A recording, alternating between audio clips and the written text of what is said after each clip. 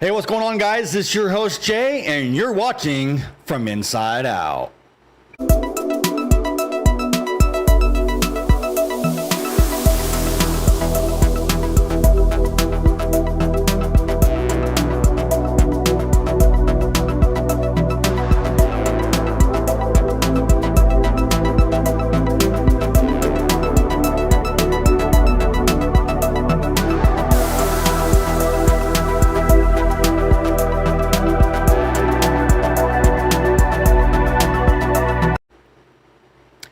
What's going on, guys? Thank you so much for tuning in and watching another episode right here in our studios from Inside Out. Here today, I got a very special individual that is currently locked up in a prison in Georgia, Jackson, Georgia, of all places. And we're going to be doing a interview with him right now with the conditions that are going on right now in that Georgia prison. And on the phone right now, I have Nazar. How you doing, Nazar? Thank you so much for tuning in. I appreciate it. I'm doing awesome. Well, glad to be here. Thank you for having me. And yeah, I'm doing great. All right. So if you don't mind asking, I got some questions for you with obviously some conditions, what's going on with the prison and whatnot. So real quick, what kind of conditions are you talking about in there right now, if you can touch on that? God, I don't think we have enough weeks of airtime, to describe it all, but I'll just hone in on on two of the most recent tragedies that happened at the facility. Okay. One of them being, and both of them actually were on social media, and they actually went viral. The first one was about a month, probably a month ago, maybe 3 weeks. Wow. And it entailed guy that had been stabbed by 5 guys. Holy moly. The news media, it had been videotaped. Somebody had access to phone somehow in jail, in the prison. And, the way you look at it, you could see that it wasn't like someone was, filming something and then inadvertently they just, panned the camera over to just see, oh, wow, look at this ruckus. You can see from the video, and again, it's out there. It's on Facebook. It's on Instagram, and again, it was on the news. You can see the guy holding the camera / phone. He's standing, and then these 5 guys. One of them, had his face covered, and the rest of them didn't, which is a trip. Wow. And you see them walking up the corridor, and just immediately they just turn. All 5 of them fall off into the cell, and all of them had different size shanks or prison knives, and they were just they just went at it, went having. And so the part that's shown has been televised, it's been shown, everywhere. It gets to one point where you actually only see, really didn't see much of it, but you can see, and they put a circle around and highlight. One of the guys had, several of them did, but the one particular guy looked like he had a butcher's knife. Excuse me. And they just took off on him. And the guy was screaming, saying, I was crying for help, and he kept on saying, okay. One of the guys had exclaimed, there's no gun in here. And somebody, was mentioning, tell your mama this. But the graphic video I saw of that, which came from in the prison system. It's I gotta say, it's one of the most brutal stabbings. Wasn't a beating. That one wasn't a beating. One of the most brutal stabbings I've seen, since I've been getting in trouble. And it trickled out of the cell into the corridor, and again, it was blood. Everywhere, and it was a lot of bleeding, and after they got him down, they were still, they were dragging him, but he managed to, he passed out, managed to get up, and stood, and then as they were walking him, back towards, the only exit, they were telling him, get on the door and leave, but they continued. One guy comes up and just pulls out his shank and just literally slices him across the face. Holy crap. Sliced him sliced him across the ear, and then they were still, as he was standing there talking in the camera, you know, they were having a conversation with him, like, you know, show him this, show him that. You know, guys still stabbing him, and one of his cronies didn't tell him to stop. But they show a close-up, part of the close-up of his entire right side, or side of his face was just open, so open fleshy. Wow. Me. So the biggest thing, you know, that is said about it, you know, again, you know, I literally, you know, it was just a few yards away from where it all took place. Right. But it's, where were the officers? Okay. It's, where was, you know, any staff member? Where was anybody that worked? So even if it's a maintenance man, where were they at? And you could hear the guy screaming. You could hear, you know, the noise of everything. And how could you not, you know? And that was, again, that's short of him, you know, whatever reasoning was behind it. We didn't hear anything like that it was, you know, gang related, or that it was about money, or it was about, you know, so it's, you don't know. But that assault, that evil that was done to him, the cruelty, you know, is one thing. But the other thing is that, you know, he being in a place where there was no help. There was no one available. Wow. And, Wow. you know, so that was, you know, and it goes on. About a month or two, I'm going to say a month and a half, maybe 2 months before that, there was an incident where the guy actually,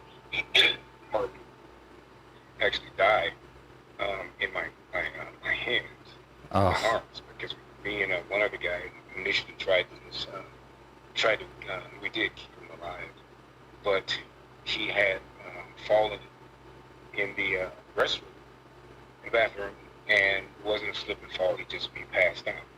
He had been undergoing, you know, chemo, or trying to, and on 5 occasions, because he was sharing with us, on 5 occasions, that they screwed it up. Excuse me. And every time he went, he didn't get treated. They were like, oh, we're not ready. And the last time that he went, they had him waiting so long that he got frustrated and came back to the dorm. So all day long, you know, he's, you know, talking to guys, and he's, you know, on his bunk, and, you know, his usual self.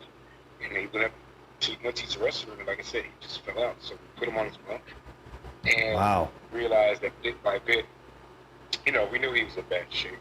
So again, there was no panic button, there was no emergency button, there was nothing. And it just continued on, that we actually, somebody went to the phone and called my mom, and said, Mom, there's a guy here, and he's in bad shape, please call the prison. And so when they called, the parent called the prison and made them aware that somebody was in bad shape. About 2 hours later, you know, someone comes, and we thought they were coming in response to the call. Well, that's not when they came. You know, this is probably about, like, you know, again, maybe 2.5, 3 hours, but he passed. But when he came, he didn't come for that. He was just, you know, at that point making quote unquote round. And, you know, it's just a series of things continue to unfold. People came in and out. The nurses eventually showed up, but without going into greater detail, because I think that they're, because we've been trying to get a hold of some people to really do, you know, an inside independent investigation of it. So without saying too much and, you know, compromising, you know, myself, it's just, it shouldn't have happened, because his life could have been saved. Right. Had there been somebody there. And when you think about that's permeated, it's a constant theme throughout the facility, that there's like, just doesn't, it's not there, you know. Right. And if you were in an emergency situation, if you were about to be stabbed or beaten or raped, if you were about to be accosted, if you were about to be robbed, or if you had a medical condition that needed, you know, to be addressed immediately, who do you turn to? Where do you know, seek any type of assistance or any type, you know, it just is not there. And last but not least, again, there's a litany of it, but the most recent one was about, you know, like just over 2 weeks ago. And again, it was someone recorded it, and the guy was being beaten by 5. I know it was more. Good Lord, a lot of stuff happening in there. Yeah, they had pipes, sticks, this and that, and on one guy, and they just like went havoc on him for some minutes, man. And the same thing again, where were the officers were held. And I remember when the first issue I mentioned, when it came out on the news, that was the headline. Where were the officers? And the sister of the victim was saying that she had found out about it from a few of her girlfriends were calling her. They're all calling her like, have you seen, Facebook? And she's like, no. She's like, your brother is all over Facebook, and we know him because we know him, and that they show him being stabbed. So his sister found out about the incident via social media. She found out about him. So that's, it's terrible. And it makes you wonder, you get sentenced to do time for whatever it is, the judge, but I'm 100% positive that type of stuff is not, it should not be, it wasn't intended to be a part of someone's sentence. Whatever he did, it's just... You're correct. So that's, and we, there's daily things that, we witness, with the shortage of staff. And I get it, COVID, changed the entire, the smooth running or just the entire system. It affected it. And I know there was a shortage everywhere. Everyone's feeling the pinch. Restaurants, government, whatever it may be. But I think in a place such as this, where there are still human lives, right? I'm just not buying the excuse that there's not enough staff. And that. So let me guess. There's a short staff issue at your prison, like all the other prisons, correct? Yeah, that's what they tell us, and I see it here. You know what I mean? And I've heard the same. Right. That it's all over. But what will it take? And I know that I was listening to the news that was saying that, they got a hiring thing going on. They're expecting, more cadets to come in. In the meantime, again, we witnessed that in between, even as early as just a couple of days ago, there's still, that type of stuff going on. There's little things that are happening that where's the presence of the quote-unquote authorities? Yeah. To not, not saying they'll ever stop, because again, we know it's prison. But most of that stuff, man, should not happen. It would not happen if there was even a presence, of an officer or staff. Right. No, you hit that right on the nail. And again, when it comes to always, and it always seems to be too, like you said, always an excuse when it comes to short staff issues. I mean, right. And I get it to a certain extent, but then my other half of me don't. I mean, there's no rhyme or reason to have a short staff issue. But then yet, that just goes to show you that nobody really wants to work even this type of job. No, they don't. And there's everything we know that goes on. Whether it's in the light of day or whether it's behind closed doors. And there's just typical ring things that go on in prison that are supposed to and are not supposed to go on. It's the history of the system. Right. But things like where there's it used to be, even if there were there's a full staff. Things like, because it's been in like the news media, like Fulton County, and I think I forget the counties, the jails where they have arrested officers who have open doors, cell doors, and let guys come in and stab them. Officers who have turned their back and walked away while there's a hit that went down. Things like that. Those things are in the have been happening in the county jails. And so that stuff, you say, okay, man, it's terrible, but it happens. So, you back in the day with Al Capone and all those, other gangsters and stuff. Yeah, I mean, people paid and people did things, and it was all a part of a plan. Sure. But to say that there was no one, available, for you, there's no one available to say like this was just like nothing.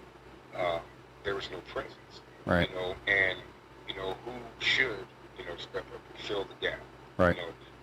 You have other authorities come in. You have this and that. I mean, what is needed? And there's parts of the don't get me wrong. There's parts of the prison that type of stuff doesn't happen. Mm-hmm. That for the most part, some of the inmates during time didn't know how to police themselves. They know how to, conduct themselves, like they won't allow that kind of stuff to go on. Right. But the other parts that there where this stuff goes on, there's some really, really, really, really, and this comes from somebody that's been in and out of the system in a few different states. Right. Not bragging, it's sad to say, but I gotta say that over here it's definitely bad. Right. Well, let me ask you this real quick, and I'm pretty sure that I already know the answer to it, but I'm going to say it anyways. Do you guys have a gang problem inside that prison where you're at currently? Absolutely. Okay. It's everywhere. Well, I just wanted to ask because I know each and every prison is different, so I just want to know if yours is worse than some or whatever. But I'll say it is because what you have to understand about this location is that they, it being a central, not central, it being, well, I'll say being the hub. So every person that's sentenced to a prison sentence in the state of Georgia has to come through here. Mm-hmm. So if you can be in, North Georgia, West Georgia, you can get a small, small city, small town that has a population of, 100 people.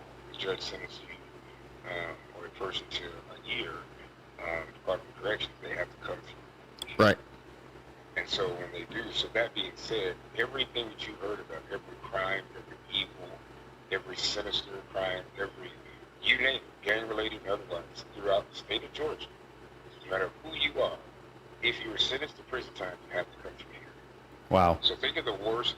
You might have read the headlines, the worst headlines, in, what criminal activity, violent or otherwise. Think of that person, even if it was 10 years ago, and it got kind of swept under the rug until trial. Well, that person, got sentenced to the time. They have to come through this facility. Wow.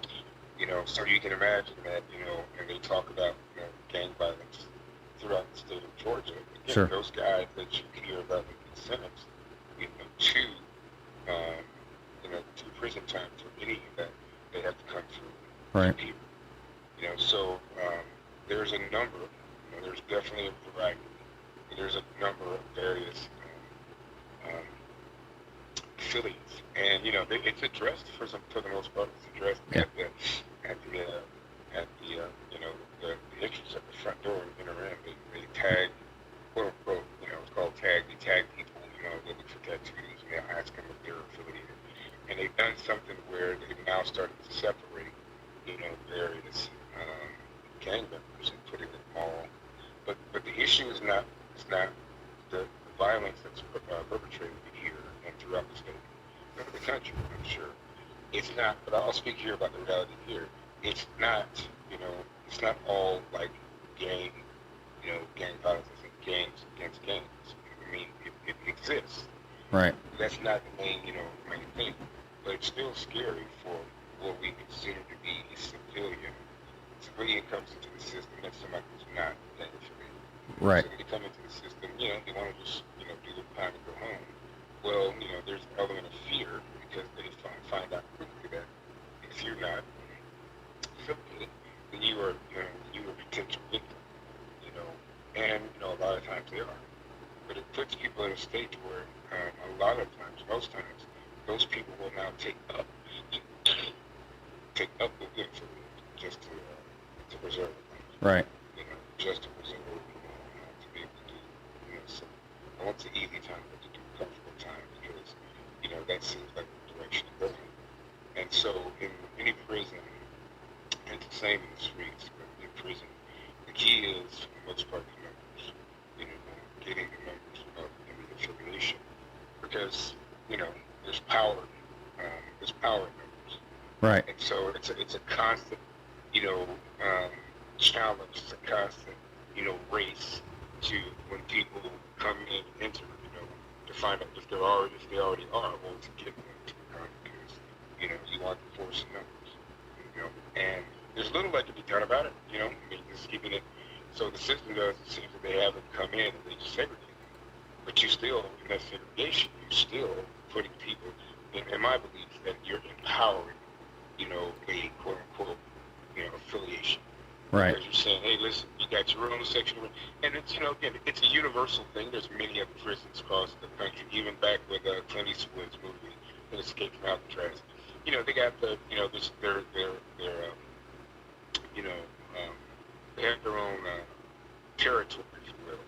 And most prisons, they show on TV and movies, California, New York, otherwise, that's the separation.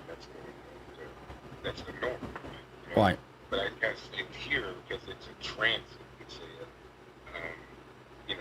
the majority of the people will be still not here more than maybe 4 to 6 weeks. You know what I mean? Mm-hmm. Some of us, and in that time, they're exposed to, anyone's whim. But yeah, I'm sorry, I'm rambling. But yeah, to answer your question, yeah, it's here, it exists. It's pretty thick. Well, I appreciate that because we're trying to obviously, as you know, excuse me, as we're trying to make or bring change to the system, as you know how hard that is, and we're trying to, get people involved and get people to stand on our side and be part of a big movement, if we can call it that, and get serious people that want to really bring solid and serious change to our corrupt system. And it's been a daunting task, as you can see. Yeah. And I have, I'm sorry. No, go ahead, boss. And I have, firsthand, I say firsthand frustration with that. Because from the day one, when, again, I had up close and personal incident, I began to just reach out, write letters, and, try to get, 3-way calls, and try to, even some of the staff. Mm-hmm. Which, again, I'm limited in some of the things I can say because just right now, certain things are not going to be, should not be exposed until it's time.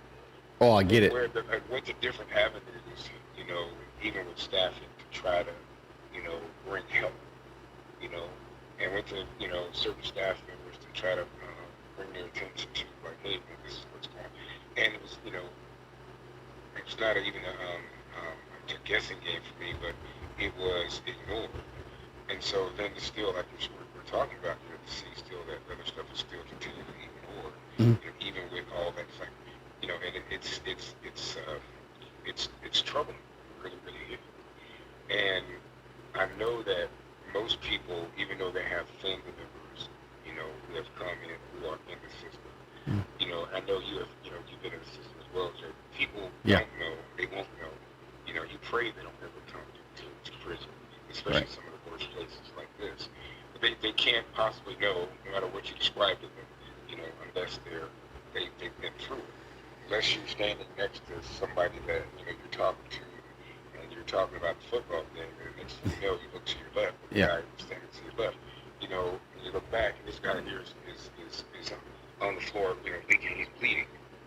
Unless you see, someone, a 150-pound guy who's a weakling, getting pummeled by, 10, 12 guys just because he didn't give up his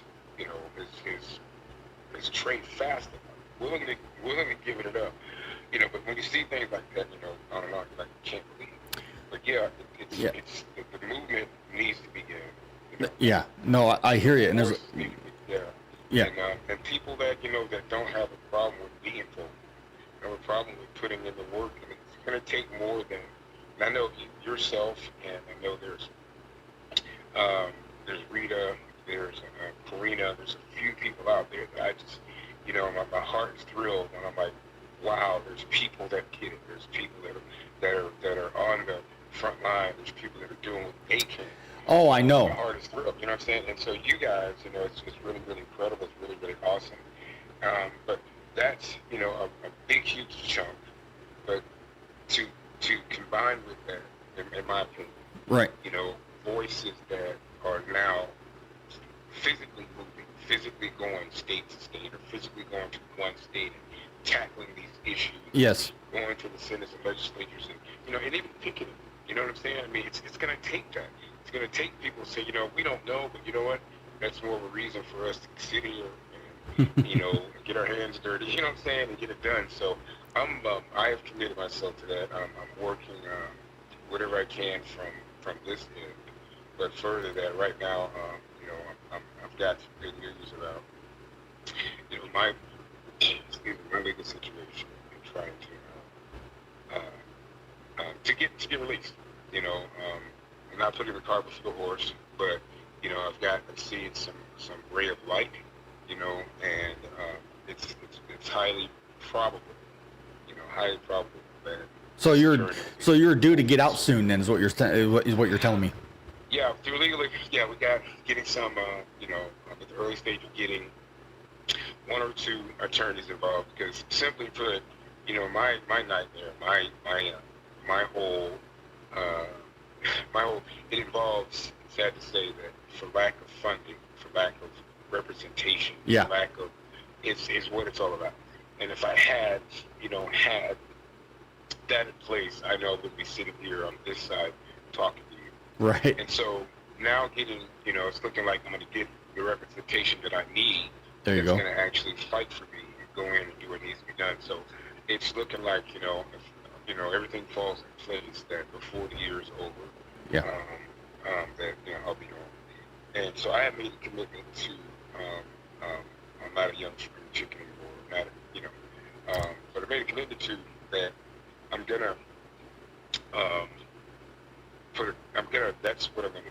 Devoting that my life to, a part of my life to reform, being an activist, being an advocate, for those. There you go. Labeled the incarcerated, for the sons, the daughters. The more the better. That's it, man, and from, this side, and I don't have a political agenda because, I have a long history, but the agenda is that somebody needs to step up and be, in a manner of speaking, a revolutionary, if you will, about what, you know what I'm saying? I mean, serious, man, it's crazy, man. It's like, I don't know anybody like that. I mean, there's a lot of guys who are very, very vocal, very active, but I don't know anybody, man, who's, actually, become animated enough, and it's actually, aggressive, or group. And again, I may be wrong, but I know Georgia needs it, Florida needs it, Texas needs it. Right, and well, let me say this real quick. Whatever your situation is, and again, Godspeed, obviously, too, for a positive turnout for you to get out. I support you 100% nonetheless. And of course, when you get out and do the other things that you have planned, I will support you there too as well, 100%. Awesome. But just a major shout out for you, and major shout out for Rita and Sherry and all the rest of them that are doing stuff behind the scenes that sometimes stuff don't get advertised. But anyways, you guys, you all know who you are, that are busting your butts trying to bring real solid change and expose the corruption inside of our system, inside and outside of our prisons. And the truth's coming out slowly but surely. And I can't thank you or anybody else enough for helping us expose that, so we can show you that we're not just making this up or just saying it. It's proof, It is. And I don't know. I think I'm pretty sure she's been on your show, but the travesty that happened to is happening. She's she's living it, every day. On and on with her husband and that mess. Yeah, yeah. Oh my God, it's crazy. And I know that Karina is African at heart, is the guy. And again, we don't know it's between the creator and the individual, but the boy, what's his name in Michigan, with the shootings of a young kid, he got locked up like 14 or 15. Yeah, and I can't think of it now either. Yeah. So anyway. And him, and just that his mental health, his mental state, Karina's like she's a mental health professional, and it's like what was being done to him from his childhood, and it has to be taken into account before you sentence someone and saying, okay, what's behind this? How did the child, who's 14 or 15 years old, and his parents gave him the gun, and he was hearing voices, and he was crying out for help, and he had been neglected ever since he was like 6.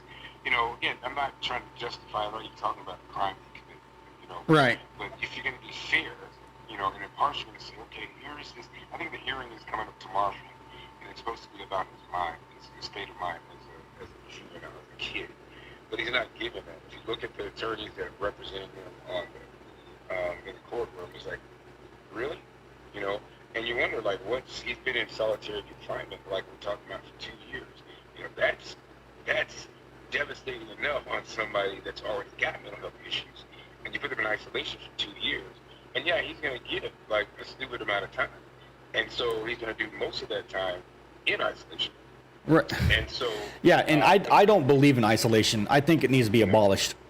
Without a doubt. With you. I've been in the home before. I've been in places where I've worked in the home prisons, especially like the time right now, where Right. it's really, really bad. But it's solitary confinement, man, life without parole, all those things, man, just other forms of, I think, of death.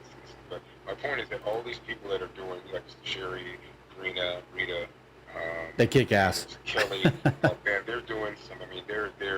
I'm so proud of them. Yeah, they're awesome. And it's, you know, and I try to encourage as much as I can, keep going. Right. There's discouragement because the worst part about it is not knowing. You know what I'm saying? That they Right. don't know. Emotions getting away, you know. That's it, man. You know, and it's like a shot in the dark, and you go, and you're waiting for appeals, you're waiting for this. I forget who she was. I tried to reach out to her today. She posted, and she was saying that, you know, the attorney that they had for her husband, that, you know, he was supposed to file a motion, and he didn't file it.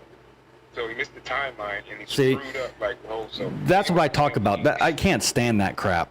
Yeah. So I'm trusting in God. You know, I'm trusting in. You know, I gotta say, I don't trust the system. You know, in a nutshell, but I do know there's an aspect of the law because I've given back. I've won appeals, and I've given back time. You know, I've given back sentences. I've given back. You know, Right. And, you know, but you have to. And I don't know if you know that I'm also a certified paralegal. So there you go. There's nothing wrong with that. That's awesome. Yeah. Putting all that into trying to help, you know, people. You got the skills. Just don't know. Yeah. So. Yeah. But I'm excited, man, and it's and I'm looking forward to as well seeing what I can do, or what we can do to get more viewers, because the voice that you have and being on social media, being on YouTube, being here and there. And there's nobody that I know of that's doing what you do. And so, when I do look at the numbers of the people that have viewed and people have commented and liked, whatever, I'm like, man, that thing should be, it should be more viral. Yeah, you know, and you raised a good point, and I'm still stumped. I don't understand why I'm not getting big like I should be, or getting more people. I don't know what's going on with that. I've tried everything, but like you, I'm just going to keep my faith and stay positive. Something will happen. But, and again, I just want to clarify too that I'm not really doing it for a popularity contest. I'm doing it because I give a dang. You know, I get. You know, and that's the thing. What you're doing, which is, you know, unselfish and you know, you're not it's unself-centered. You know, that's the element, but it's the cause. It's the subject. You know what I'm saying? Sure. And I forget, and when I hang up, I'm gonna make sure I do, you know, call and do some researching and have somebody, you know, check in or something. But I forget, it used to be they tell you like one in every so many people, you know, they have either I forget how it goes, but they have a family member or somebody they're related to that's either in jail or prison, or that's been in jail or been in prison. Yes. And I forget how they said it by year or whatever, that almost everybody that's in this country will have had either been locked up in jail or prison, or will have had someone close to them. Well, so if you know that, it's like, okay, then these issues that affect us, somehow, some way, you know, one person getting locked up, it affects the entire nation. Right. You know, whether it's by taxes, whether it's by, brutality in the streets, whether it's whatever it is, we're affected, and we're all in this together, whether we know it. Right. Well, and if I may say this real quick, technically I shouldn't be a felon. I shouldn't have ever been in prison. But thanks to, thanks to certain individuals such as my father and whatnot, I wouldn't have been there. But then yet, in a sense, and I know this sounds kind of weird to say, but in a sense, I'm kind of glad in a way I went, even though I didn't deserve it, because it gave me, again, this is a little ironic, but it gave me a wake-up call and made me realize this is the kind of crap we don't see or hear or talk about much. And in a way, I'm kind of glad I got to experience it, because now, look at me now. This is what I'm doing. I'm using what the system did to me against them in a sense, and now I'm exposing what's really going on. And I wouldn't have it any other way.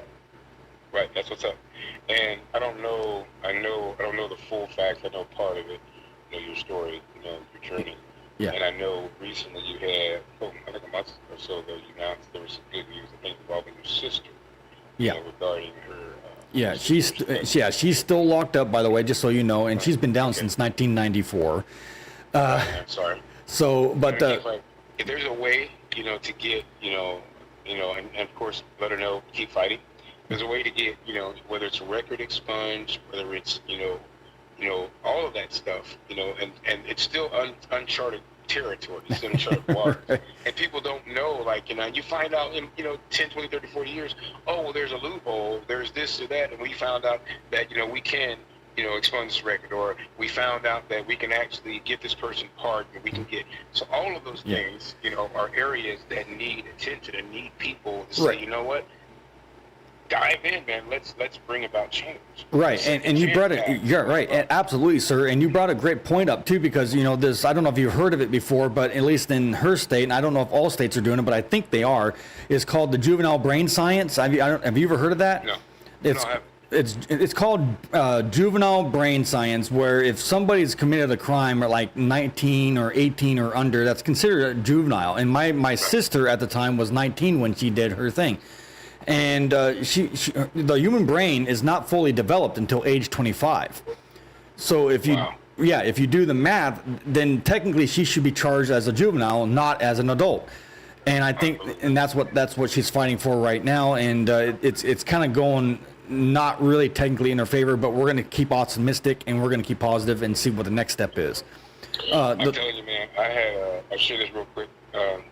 I had years ago, I was living in Florida, and my case is I'm in the law books. I'm in the seriously, it's funny, but I was young, stupid, and I had a robbery charge, and I had armed burglary, and I was just, hanging around people, just being, and I wasn't raised anywhere near doing any crime. I was raised in a very, very strict Christian home, and parents were, were providers. But anyway, so I just, as a young adult, I did, committed those stupid crimes, and I was guilty. And so it turned out that, I'm going to fast forward. I ended up getting 30 years mandatory, and they considered me a violent, habitual offender. Wow. And I'm like, I kill anybody, rape anybody, I did, and even if I had, but still, that's what the label. So it meant that I was going to do the 30 years mandatory, no good time, no parole, no nothing, and that was going to be 30 years. And I do most of that time maximum security, close, security, whatever it is. And so I filed an appeal because I felt like, it still was a lot, but I felt like the judge gave me 11 years more than he should have. Yeah, that's how I feel about my sister. Yeah. But I took, but the plea was, again, I pled guilty. I pled guilty to the 19. And the judge he gave me a 12-hour furlough. Because I had initially gotten married just before I got in trouble. So I pleaded with the judge, Your Honor, I need to go, I'm getting ready to go away for a while. Please let me, release me to spend, some time with my wife. And he did. And he told me, he said, if you don't come back, I'm going to give you, you're a minute late from the furlough. I'm going to give you the 19 consecutive life, consecutive 30. So I agreed to sign, I was guilty, everything. Wow. Well, I didn't come back. Wow. Truth be told, I was on the run. I had no intention of coming back. But they picked me up like about a week later. And when I came before him, he was like, I promised you I'd give you this, but I'm not. He said, and looking at you, you're an intelligent man, and what you could have done with your life. He's giving me all that, all that jargon. He said, but, you're out of control. He said, so I have to sentence you. He gave me 30 years mandatory. Now, fast forwarding, I filed the appeal. My family they weren't well-to-do, nowhere close. But they managed to scrape enough money for a very popular attorney who had just beat a bunch of rape cases or something. And so they hired him. And he, didn't do much for the first couple of months. And when he finally came to see me, he sat me. There was something mixed up with the paperwork. And he was out for like an hour or two. When he came in, he was frustrated because, you know what, man? I'm going to need some more money. And I'm like, what? You haven't even done anything. And so I ended up with an appellate public defender, which, most public defenders don't have a good reputation, but worse, an appellate. I never heard such thing. But it turned out that he found Out of all the arguments that he put before the judge, there was one small argument. There was one small loophole. So I'm here to say, man, that loophole caused me to help the judges, the 3 judges, to review my case, and I won my appeal. They all 3 agreed. They remanded me back to the judge, the same judge that gave me the 30 years, who was mad, who was angry, all that, and made him take back the 30 years. I then pled to the mercy of the judge. So again, but I pled to his mercy. That judge re-sentenced me at that time to 20 years probation. Wow. So I'm saying that to say that with your sister, anybody else that's listening to this or watching this, that again, the system is jacked up. Oh man. Every single, and there's when it's jacked up, usually because there's a breakdown. There's an error. There's something in the system. You have to blame it, and not necessarily the people. It's just the system. The system is created. The system is intact. The system has some type of even checks and balances, and that's what needs to be looked at. But for your sister, and again, anybody else, you got to keep fighting. Absolutely. You got to find that loophole. And it might take a paralegal. It might take another Johnny Cochran. It might take her one day just reading and coming across. But you cannot give up hope. You cannot stop fighting. You cannot think that it's not going to happen. Absolutely. You follow what I'm saying? And so the same thing with your situation, what happened to you. You have to hold on to the belief that somewhere, in some point in this life, that whatever the injustice was that was done to you, that was caused, that you should not have, if there's a way to get that thing turned around, removed, or whatever it is, you got to believe, bro, and you got to keep fighting to get it done. You know what I'm saying? And that's... And it's a slow process. Right, and that's what I'm doing. That's up. And again, if I can help, in any way, contribute anything to that, I'm not, by any means Johnny Cochran. I wish I had money. No, I got you. But I spend every day, learning something about law. I ask questions. I do, research, do whatever, and I help other people. Sure. And you learn if you help. But the thing is that, somebody has got to say, you know what, I don't know, but I'm willing to try. Amen. And I believe that part of the system, bro, I gotta tell you, Jay, I believe in that part of the system. The stuff that I'm witnessing on a daily basis here, man, in the system and the injustice, and hell no, excuse my expression. But as far as the law and what's on paper, what needs to be changed, what needs to be amended, what needs to be, thrown away, bro, that part there, man, is what needs, excuse my expression again, it needs a revolution. Yeah, So, I agree. Awesome. Wow, brother. And man, thank you so much for giving me this interesting but very knowledgeable insight on what's going on with you and where you're currently locked up. Again, my thoughts and prayers are still with you. And of course, obviously, like I said before, I 100% support you in your cause, what you're doing, and all of that. So thanks for being a part of this movement over here on me with this show called From Inside Out. Because without you, in a sense, From Inside Out wouldn't exist. So That's what's up. And man, whatever I can do, we'll chat it up, later. Okay. Time about what we can do or what needs to be done, bro, to get you more exposure, to get more people involved. Yeah. I don't even know what I'm doing wrong. There, right. I don't know what I'm doing wrong. You don't do anything wrong. It's the people, man, and it's just the avenues, man. That's it. And it might just be a numbers thing. Just like when I was in sales, the key to sell, like cold calling. Nobody wants to do it. It's in numbers. Well, and it might just be numbers, algorithms. It might be something that we'll figure it out. Right, but you know what it is. I've done some thinking, and the reason why I think I'm not getting the hits or the views or whatever or whatnot is because truth does not sell. No, it doesn't. But drama does. It does. And so guess what? We got to create some drama, some real life drama. Right. And I'm good at that. So, Fair enough. You know what I'm saying? They have. I don't know if you know. I used to be before I am. Anyway, I used to be a Christian. I used to be a pastor. Oh. And so I would say that. Yeah, I would say that to people. Years ago, when I was in Christianity, and to be able to just give somebody a moving, dramatic, emotional, theatrical sermon and message and get people riled up and have the masses come in. Not a problem. To tell them something and to move them in a way, no problem. But that's not giving the truth. They want the drama. They want the like you said, the truth. The truth will not draw people in the same. And it's so backwards. It's so backwards. Without doubt. But the thing is you know, the truth by itself, you know, sometimes it needs to come forth, you know, in an unexpected, you know, way, an unexpected reality. Absolutely. You tell somebody that people are stabbed and beaten every day in prison, but now guess what? It happens and it's televised. You know, it's video televised. Now people are like, oh my God. Yeah. So that thing so to be able to figure out, you know, what needs to, you know, yeah, it's gonna happen. We just gotta figure out. Yeah. Oh, I believe in it. You know, don't stop doing what you're doing. You know. Like I said, I've been doing this for about 5 years now since this channel was created. It's just slow grow. Yeah. Well, it's gonna take that. Watch what I tell you, man. It's gonna take that one thing, and I kid you not, bro. You're gonna blow up.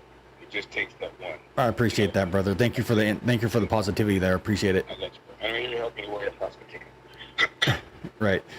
Well, again, thank you so much for taking the time to come over here and do an interview with us. I do very much appreciate you, giving us the insight and knowledge that you have currently and whatnot going on inside of our prisons. And you basically are proof that we definitely still need a lot of change in our system. So thanks for being a part of the show, Nazar. You're very welcome. Thank you. Thank you. Have a pleasure.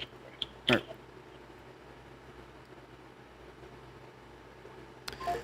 All right, ladies and gentlemen, you heard it there from the horse's mouth. An individual who is currently locked up in Georgia, Jackson, Georgia, of all places, if you're wondering. And you heard it there. Proof in the pudding that our prisons are not getting any better. If you want to reach out to this guy or follow him or give him a shout out and let him know what's up and all of that, here's his Twitter page right here. You can reach out to him and let him know that Jay sent you to his page. Ladies and gentlemen, I hope you guys really enjoyed this podcast here tonight. And of course, if you want your voice heard too, just like he did, get a hold of me right now at voicesfrominsideout@gmail.com. And then we can work something out and get your voice right up here on this platform. Again, our email is voicesfrominsideout@gmail.com. Let's hook up. Let's do something. Let's talk. Let's get your voice heard today. With that said, I'm your host, Jay. I will catch you all on the next video. Good night, everybody.